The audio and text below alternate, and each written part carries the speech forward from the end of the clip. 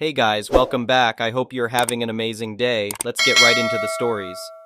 The first one is an entitled People Story. I've lived in my house for over 20 years now. It's nothing too fancy, just a regular two-story home in a quiet neighborhood. I bought it when I was in my late 20s and have been happily living here ever since. About 5 years ago, the neighborhood decided to start up a homeowners association. I didn't really have strong feelings either way about it at the time. I figured it might be nice to have some organized community events and make sure people take care of their homes. Boy, was I wrong. The Homeowners Association's board ended up being run by a bunch of busybodies who suddenly felt like they could tell everyone what to do. At first, it started off small. We got notices about rules for lawn care, holiday decorations, paint colors. Annoying, but nothing too horrible. Then they started handing out violations and fines left and right over the most ridiculous things. One woman on the board was the absolute worst of them all. Let's call her Karen because she was basically a walking stereotype. She was constantly looking for violations to whine about. My perfectly manicured lawn wasn't up to her standards. My wind chimes on the front porch were unsightly clutter. God forbid a weed dared pop up or some paint chipped. Karen would send a snotty notice threatening fines if I didn't comply with her demands. I started avoiding her as much as I could. Luckily, our house weren't too close together. I tried to just focus on my own property and not cause issues. But Karen managed to provoke me even without contact. One nice Saturday afternoon, I was sitting out on my front porch enjoying the sunshine. Out of nowhere, a police cruiser pulls up in front of my house. I watched curiously as the officer got out and walked up to me. "Afternoon, sir.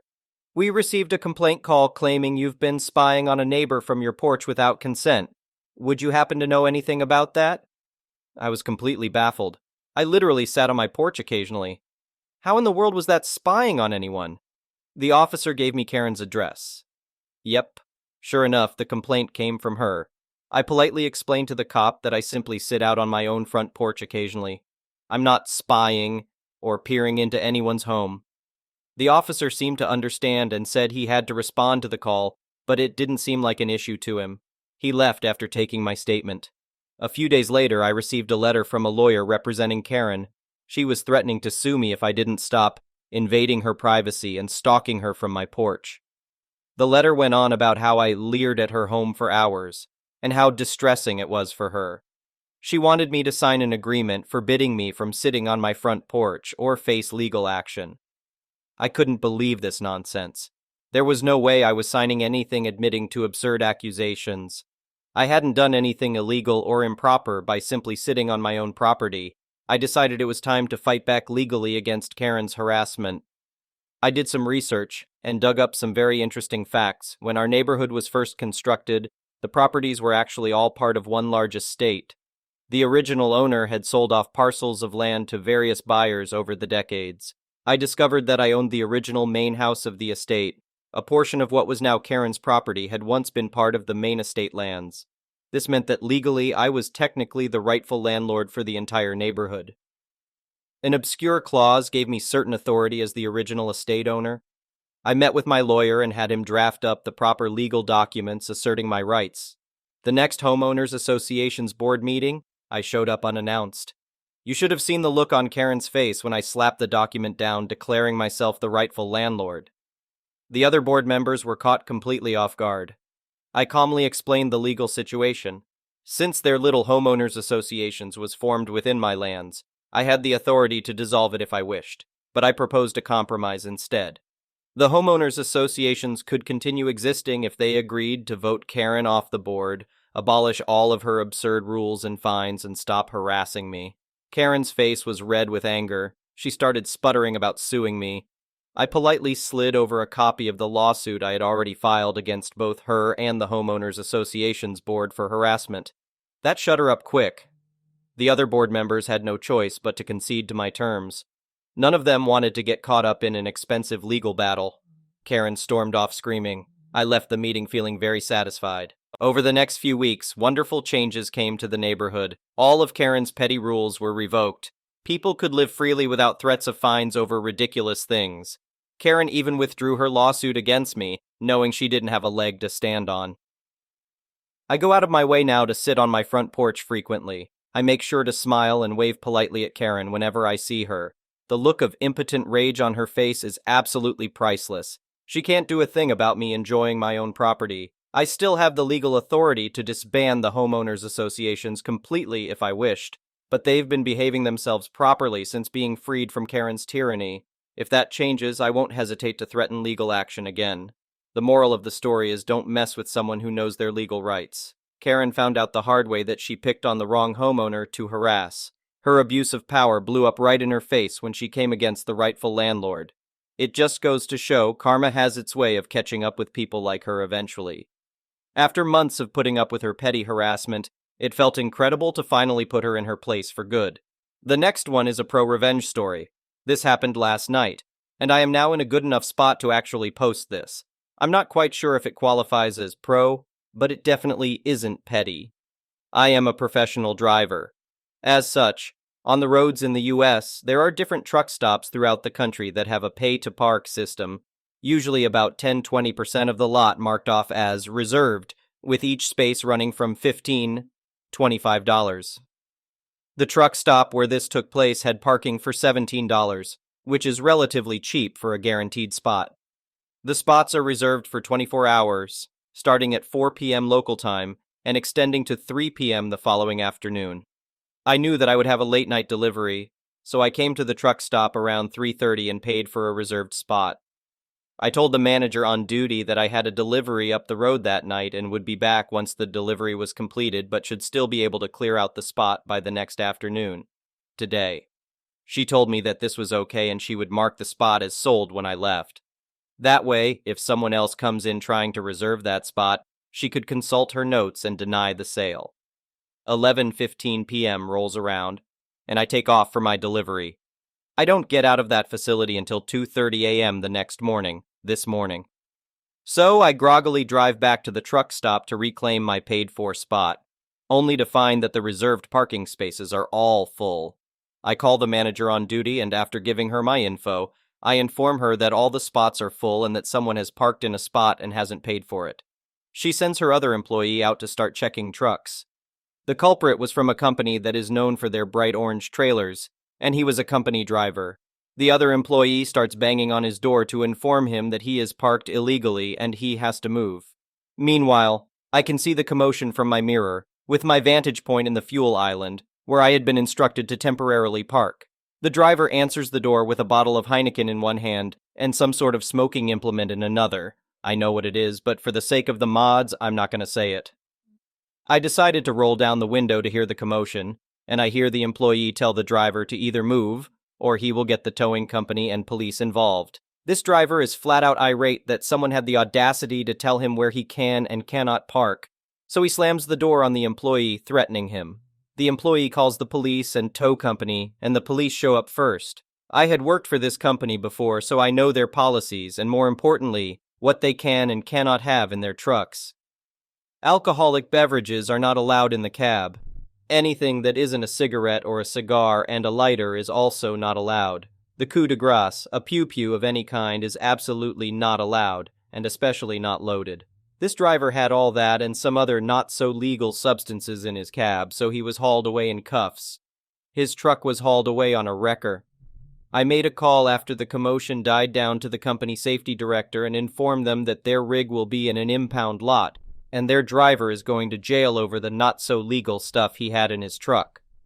She thanked me and said that he will definitely lose his job, especially over the alcohol and the other not-so-legal stuff. I guess he played the screw-around-and-find-out card, and it bit him in his career. The next one is a petty revenge story. This happened a long time ago when I was studying abroad. Mid-90 ES, so as a student I had a girlfriend at university. We both came from different countries to study in London. Just before the Christmas holiday, we agreed that I would fly over to her country and spend a week together, since her parents were gone for the week. As soon as I arrived, I noticed she was very distant towards me. I felt very unwelcome, but her friends were nice to me. Okay, I get it. You have not seen your friends in months, fine. But after a few days, I addressed this feeling I had, and she told me that it would be better to just be friends. After that, I felt like extra luggage and decided to fly home on an earlier flight 2 days later. After I got home, she called to ask if I had seen her debit card. She could not find it and needed it to get some cash. Yes, in those days, cash was still the standard. No apps or smartphone or online banking yet. So I go through my pockets and find it in the pocket of a jacket I wore when we went clubbing. She told me that she could not wait until we would see each other a week later in London and asked me to send it by mail. So I obliged, but not before I left it on a very strong magnet for the rest of the evening. In those days, the cards worked with a magnetic strip, not with a chip like nowadays. A couple of days later, she called to say it did not work anymore, and it was a problem because banks were closed for the weekend. I acted totally surprised and said that the postal sorting machines must have had some magnetic technology. It ruined the rest of her holiday, too. As an adult, I find it a bit childish of me now, but man, it gave me a good feeling of payback back then. The next one is a malicious compliance story. Back in 2010, I moved out of my folks' place to a neighboring town and got my first real job working for the Hamburger Emperor. About halfway through my 11-month stay, working only in the kitchen, we had a semi-surprise manager, aka Big Boss, visit. It was about an hour's drive, so we were informed they were on the way. This was a very small town, and on most days I would ask my roommate to drop me off, or I would simply walk the 30 minutes it took to get from one end of the town to the other. A little foreshadowing happening. On the day of note, I had been dropped off for my shift around noon, as I was usually scheduled for lunch rushes. After working for about 2 hours, the news came in, and suddenly nothing was clean or good enough. Now, I've heard fast food health inspection horror stories, and I have none of my own. We kept a clean ship. Lower management, hereby Little Boss, was just looking for anything and everything, and in their triggered state, they weren't afraid to split hairs. And in my case, hair was their primary focus. See, my adolescent hormones had the audacity of finally mustering up enough facial hair at 19 that one could reasonably call it a 5 o'clock shadow, without being completely laughed out of the room. Knowing full well my ride situation, but obviously not thinking about it, Little Boss requested that I go home to shave and come back. I said yes, sir, and off I went on foot. After walking home for about 15 minutes, I texted my roommate, who promptly picked me up. I shaved, we got lunch, and then we drove around another 40 minutes while I was on the clock, doing dumb college kid stuff. After about 90 minutes to 2 hours, my roommate dropped me off a block away and I walked back in. Little Boss was pissed, flying around trying to make everything look seamless while being scrutinized by Big Boss. None of my peers noticed much. They were all keeping their noses down as to not be singled out and made an example of for Little Boss to save face and look good. You know how these things go? With all eyes on us, Little Boss just started laying into me. I wasn't 100% confident here or even remotely cocky. I just calmly stated it's a 30-minute walk both ways, and I was prioritizing having to shave. Big Boss asked Little Boss what's up, inquiring towards the situation at hand. Before turning away, Little Boss mumbled something to me about how I need to be more upfront about things and can't just take off for 2 hours without telling anyone. They both went into the tiny office, and I never heard about it again. With the high turnover rate these places have a reputation for, there were only a couple of people left who even remembered. Big Boss is the one who got me the job. The next one is an entitled people story. A few years ago, I worked in a fast food restaurant. One day I brought dinner to a table in the restaurant's garden where an older woman and her grandson were sitting. During a brief conversation with the woman about their order, the kid, who was around 4 or 5, reached for a cup containing hot water. He poured it all over himself and started crying and screaming. I went inside to get some towels, not knowing it was the cup with hot water. I thought he had taken his drink, which was iced tea. When I returned, the child's mother was there, trying to remove her son's clothes and screaming, demanding compensation. She didn't know what had happened. Her child was screaming in pain, and she could only think of the money she could get from the situation. Panicking, I went back inside to inform the manager and to ask her to call an ambulance. They arrived and took the child to the hospital. However, this was just the beginning. The mother, hoping to gain something from the situation, decided to do so at all costs. Seeing her behavior when she screamed about compensation while her child was in pain, I was afraid she would blame me for the incident. Fortunately, the only camera in the garden recorded everything in full HD, showing that I wasn't at fault. The problem was that the child's mother and grandmother hadn't paid enough attention to what he was doing. Unaware of the cameras, the mother decided to lie about what happened. First, she told the restaurant's manager that I had poured the water on her son and that she had witnessed it. But she had been buying more food at the time and wasn't in the garden, as everyone could confirm. She then changed her story, claiming that I assured her the water was cold, even though I hadn't spoken to her, as she wasn't at the table. Confronted with this fact, she made up another version, claiming the cup had no lid. However, security camera footage showed otherwise. She then claimed she hadn't ordered any hot drinks, but the receipt proved she was lying again. The mother was furious that she couldn't convince the manager that she and her son were victims of the fast food employees. The saga continued the next day when she returned, upset that no one from the restaurant had called the hospital to inquire about her son's health. She informed everyone that her son had several second-degree burns due to the incident. The main manager, already briefed on the incident, knew what he was dealing with. The mother demanded my firing, threatened police reports and legal action, and even emailed the corporate office. However, all evidence was against her, and the corporate lawyers assured us there would be no legal consequences, as it was clear she couldn't accuse us of harming her child. I worked there only during the holidays, so I left about a month after the incident and returned the following holiday season. 2 years later, the manager informed me that the mother had finally given up trying to get compensation, as every attempt was unsuccessful.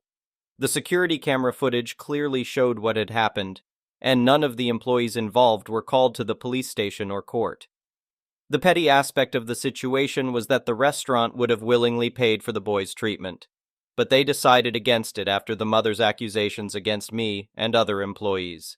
She ended up with nothing but hatred and medical bills. I feel sorry for the boy who suffered so much, especially since his mother seemed more focused on profit than his well-being.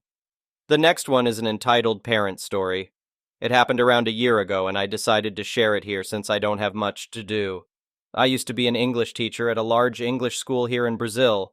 We have a lot of language schools around the country. I taught all ages, but my favorite to work with were the children. Around March last year, I got a group of 8-year-old children who were really delightful, except for this one. Let's call her Sid, because she actually reminded me of the sloth from Ice Age. Sid was a terrible student. She did enjoy the games and extra activities, but whenever I tried to assign an activity from the book, she'd make it a nightmare because she wouldn't do anything and then complain about it the whole class. Note: their activities were basically connect the word to the picture or color the objects that are toys, something like that. They didn't have to write anything, but Sid would still not do that. The school had training for teachers, and we were advised to keep a policy in the classroom to help students behave. My friend taught me the strategy of the well-behaved hangman. I'd draw a hangman game for each student, and each time they'd interrupt me, get up from their seats without permission, or stop doing an activity, they would get a part of the body. If the man was hung, they'd lose, and I'd call their parents to discuss their agitation.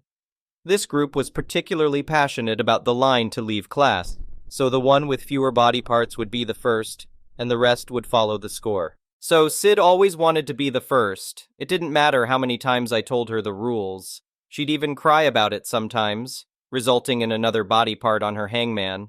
I called her mom numerous times because she was not taught limits. The conversation would go like this. Karen: she's a child. She wants to be the first. Me: well, all of them want to be the first in line. Karen: she clearly wants more than the others, isn't that clear? Me: I need to be fair to all the kids. If I promise something, I cannot lie to them and let someone else be in front of them just because they want to. I didn't bring up they also behaved better, so they deserve it more than her argument because it was a private school and my coordinator and principal were specifically rigorous with teachers who would displease parents because there was a chance they'd take their children out of school. You are paid to teach English, not good manners, they'd say, so they go to mid-year vacation, and when they come back, I'm still with Sid's group. She now arrives late every single class because her mother enrolled her in piano lessons. Being late became a restriction in the well-behaved hangman, because out of the 8 students, 4 used to arrive late. It worked well for the other children. They talked to their parents about it, and they talked to me. I told them, I only have 60 minutes to teach them, and it becomes a problem when I have to wait 10 minutes before I start. It makes our time short. Besides, If I start before they arrive, it becomes a problem for me because they want to socialize a bit before we get going. They all understood it, except Karen. After a few weeks, Sid was crying over being the first in line again, and I get a call from Karen. Karen, I heard you've been punishing my daughter for being late. Me. It's a rule we agreed to keep class in order. She's not the only one who gets negative points for that. Karen, she needs to be late. She has piano lessons before the English class. Me. I'm sorry, but it would be a problem if I just let her go while adding body parts to the others. Karen said she'd asked the babysitter to take Sid out of piano lessons a few minutes early, and you might think that she was reasonable here, but she was not. I get a call from my coordinator asking me to go to his room for a second. See. So I just got a call from a mother asking if this is an English school or a reformatory. Care to explain? Me. I'm sorry, what? See. Sid's mom called and said you've been punishing her behavior in class. For God's sake, it was just a freaking line to leave class. She made it sound like I was straight out locking her daughter in an Iron Maiden. Me. Well, I'm not punishing her. I'm rewarding others' behavior, and she's sad about it. C. It doesn't matter. I told you your duty is to teach English. Me. How can I teach English if the children don't behave in class? C. Do your job. Don't mind those who are not paying attention. I didn't reply anymore because we had arguments before. I'd been there for 5 years already, and I knew he would make up any excuse to make me the one to blame for the situation, instead of just telling Karen it was the best thing to do.